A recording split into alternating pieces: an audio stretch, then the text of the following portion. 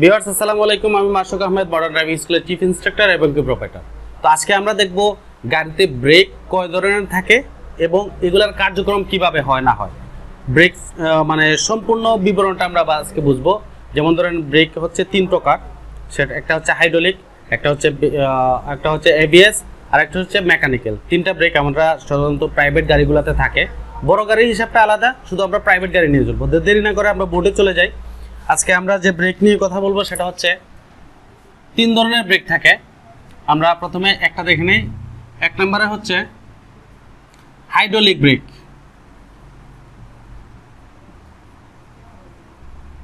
Hydraulic break এটা হচ্ছে তেল দ্বারাতে হয়। তেল দ্বারা যদি ব্রেক হয় সেটা হচ্ছে হাইড্রোলিক ব্রেক। আর ভ্যাকুয়াম ব্রেক যদি হয় সেটা আপনার ট্রাক, বাস এইগুলোতে ব্রেক হয়, এটা হচ্ছে ভ্যাকুয়াম ব্রেক। আর এটা বাতাসের সাহায্যে যে ব্রেকটা হয় সেটা হচ্ছে ভ্যাকুয়াম ব্রেক।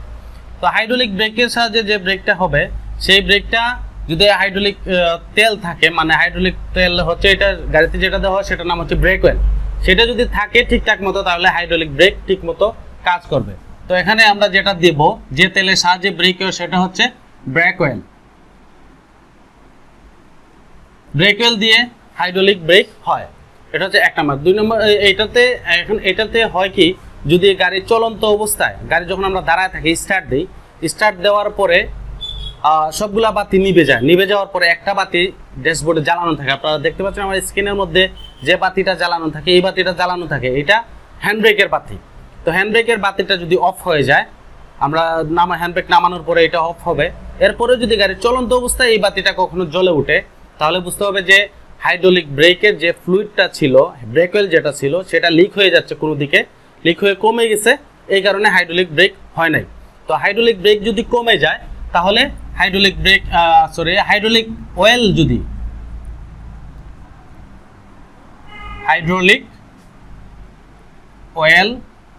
কমে গেলে ব্রেক হবে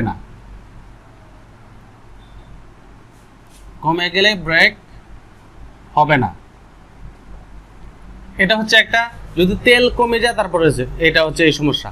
এখন যদি এরকম হয়, আমরা অনেক গাড়িতে এরকম দেখছি যে চালাইছি যে হ্যান্ড ব্রেকের বাতিটা নষ্ট হয়ে যায়। অনেক সময় হ্যান্ড ব্রেকের বাতি যদি কখনো নষ্ট হয়ে যায় তাহলে আমরা তখন কিভাবে বুঝবো, যেহেতু আমার হাইড্রোলিক অয়েল কমে গেছে তারপরেও মানে আর ব্রেক হচ্ছে না। হাইড্রোলিক ব্রেক তেল কমে গেছে কিন্তু আমি বাতির সাহায্যে সেটা বুঝতে পারি না, কেননা বাতিটা ফিউজ হয়ে গেছিল। বাতি যেহেতু ফিউজ হতেই পারে, তো ওই সময় আমাকে এটা বুঝতে হবে, যখন আমি প্যাডেলে পাড়া দিব, ব্রেক প্যাডেলে পা দিব, ব্রেক প্যাডেলে পা দিলে, ব্রেক প্যাডেলে যখন আমি চাপ দিলে তো ব্রেক প্যাডেলে আসলে ব্রেক হয়। তখন যদি এটাতে ব্রেক প্যাডেল চাপ দেওয়ার যদি, তো ব্রেকটা সাধারণত এইভাবে থাকে, তো আমরা এইভাবে চাপ দিলে আস্তে আস্তে যায়, কোনো স্মুথ হয় ব্রেক। আর যখন আমরা ব্রেক অয়েল কমে যাবে, হাইড্রোলিক ব্রেকটা কমে যাবে, তখন এটা মানে স্মুথ চলে, তখন এটা দুম করে নিচে চলে যাবে, মানে একদম ফ্রিভাবে নিচে যাবে, একদম ফ্রিভাবে নিচে যাবে। তাহলে বুঝতে হবে যে হাইড্রোলিক ব্রেক অয়েলটা কমে গেছে। তখন আমাদের গাড়িতে মানে একদম ব্রেক হবে না সেরকম কিছু না, ব্রেক হবে কিন্তু কম হবে। তখন আমার ব্রেকটা কিসের সাহায্য হচ্ছে, এটা একটা প্রশ্ন থাকে। তো ওই সময়টা হচ্ছে ব্রেক হবে এবিএস ব্রেক, মানে anti-lock braking system. Anti-lock breaking সিস্টেমের দ্বারাতে ওই সময়টা আমরা যখন ছোট ছিলাম তখন কিন্তু দেখতে পাইছি যে আপনার অনেক জায়গায় শুনছি যে ব্রেক ফেল করে অনেক অ্যাক্সিডেন্ট হয়েছে গাড়ি, কিন্তু ওই সময়কার এবিএস ব্রেকটা ছিল না, অ্যান্টি-লক ব্রেকিং সিস্টেম ছিল না, এই কারণে এটা আপনার এই ব্রেকটা ছিল না, বিধায় ব্রেক ফেল হইতো। কিন্তু এখন যদি হাইড্রোলিক ব্রেকটা কখনো মিস করে, তখন আমার এবিএস ব্রেকের সাহায্যে ব্রেক হয়, এই কারণে গাড়ি সাধারণত অ্যাক্সিডেন্ট হয় না।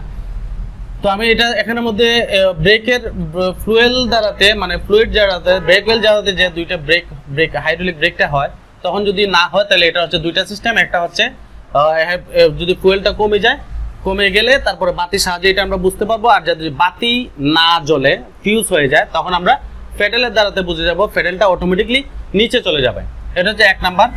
দুই নাম্বার হচ্ছে এবিএস ব্রেক, এবিএস, এটার মিনস হচ্ছে anti-lock braking system. Anti-lock braking system. Anti-lock breaking সিস্টেমের কাজ হচ্ছে যেটা আপনারা আমার স্ক্রিনে যেটা দেখতে পাচ্ছেন সেটা যদি এই যে আপনার পিছন পাশের যে অংশটা এটা হচ্ছে যে ব্রেকটা হয় এবিএস ব্রেকটা হয় চাকার ভিতর দিক থেকে ইলেকট্রিক শর্ট দেওয়া যায় যেখানে জায়গাটা আপনার লাল দেখা যাচ্ছে অল্প একটু লাল দেখা যাচ্ছে তো ওই জায়গাটাতে ইলেকট্রিক শর্ট হওয়ার কারণে এবিএস ব্রেকে কাজ করে। তো আপনারা ভিডিওটা স্কিপ না করে পুরোটা দেখুন অবশ্যই পুরোটাই বুঝতে পারবেন। তো এবিএস ব্রেকে পিছনের দিকে কারেন্ট দেওয়ার কারণে তখন যে ব্রেকটা অটোমেটিকলি জাম হয়ে যায়। তো এবিএস ব্রেক যদি কখনো কাজ না করে যে সিস্টেমটা আমার হচ্ছে যে ব্রেকে কাজ কিভাবে করে আর এবং কি কাজ না করলে কিভাবে বুঝবো। তো এবিএস ব্রেক যদি কখনো কাজ না করে এবিএস ব্রেক কাজ না করলে এবিএস লেখা এইভাবে থাকবে, এবিএস লেখা বাতি জ্বলবে, আমাকে একটু ফলো রাখতে হবে, এইভাবে থাকবে এবিএস লেখা। আপনারা দেখতে পাচ্ছেন যে এবিএস লেখা একটা বাতি ড্যাশবোর্ডে জ্বলে যাবে। এবিএস লেখা যদি বাতি ড্যাশবোর্ডে জ্বলে যায় তখন যে বুঝতে হবে যে আমার এবিএস ব্রেকে কাজ করতেছে না। এটা একদম ক্লিয়ার। এখন মনে করেন যে কোনো কারণে এবিএস লেখা বাতিটা ফিউজ হয়ে গেছে এবং কি এবিএস ব্রেকে কাজ করতেছে না। সো এবিএস ব্রেকের বাতিটা যদি কখনো ড্যাশবোর্ডে কন্টিনিউলি জ্বলে থাকে তাহলে বুঝতে হবে যে এবিএস ব্রেকে কাজ করতেছে না। এখন মনে করেন যে আমাদের দেশের যে সমস্যাটা হয় যে লাইটগুলা এমনিতেই ফিউজ হয়ে যায়। তো ফিউজ হয়ে গেলে আমরা কিভাবে বুঝবো?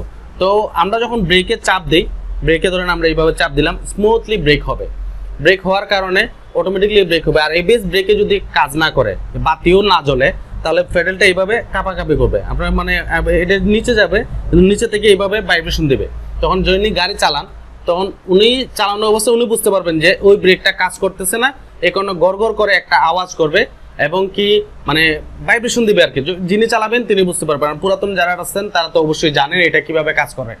তো আমরা দুইটা সিস্টেম পাইলাম। এই কারণে আমাদের এখনকার যে ব্রেক ফেল হয় না, এই কারণে এটা যদি কাজ না করে তাহলে অবশ্যই এটা কাজ করবে, আর এটা যদি কাজ না করে তাহলে অবশ্যই এটা কাজ করবে। এর দুইটা ব্রেক একসাথে নষ্ট হয় না কখনো, এই কারণে এটা হয়। 3 নম্বরের যে ব্রেকটা হচ্ছে সেটা হচ্ছে হ্যান্ড ব্রেক। আমরা হ্যান্ড ব্রেকটা একটু মধ্যে লিখি।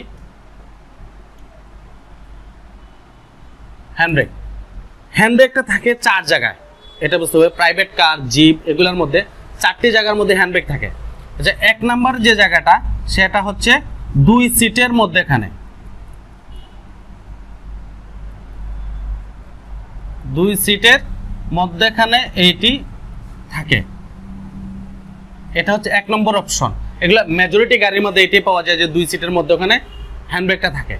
এখন এটা হচ্ছে একটা। 2 নম্বর হচ্ছে আরেকটা জায়গায় থাকে। 2 নম্বর হচ্ছে আরেকটা জায়গা হচ্ছে যদি অটো গাড়ি হয়, আমরা অনেকগুলা গাড়ির মধ্যে এরকম পাইছি অবশ্য, যে যদি অটো গাড়ি হয় তাহলে আমরা ম্যানুয়াল গাড়িতে ক্লাচ প্যাডেলটা যে জায়গায় থাকে ঠিক এক্স্যাক্টলি সেই জায়গাটার মধ্যে আরেকটা প্যাডেল থাকবে। যদি অটো গাড়ির মধ্যে বাম পায়ে দিয়ে এটা ইউজ করতে হবে সেটাও হ্যান্ড ব্রেক।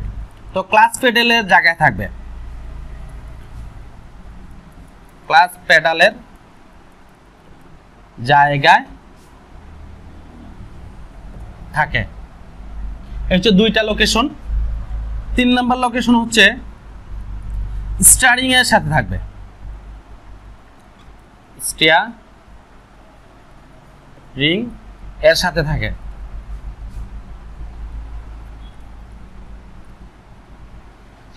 এলো 3 জায়গা। আরেকটা জায়গা হচ্ছে 4 নম্বর জায়গা হচ্ছে 2 সিটের মধ্যেখানে আমরা যে গাড়ির গ্লাসটা তুলি, গ্লাসটা তোলার সময় যেরকম চুইস থাকে ঠিক তদ্রূপ একটা চুইস থাকবে 2 সিটের মধ্যেখানে ছোট করে। 2 সিটের মধ্যেখানে সুইচ থাকবে, 2 সিটের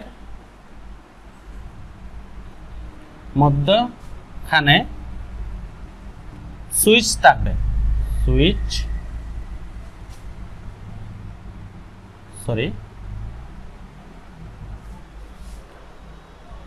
এটাও কাটিয়ে দিই, সুইচ থাকবে।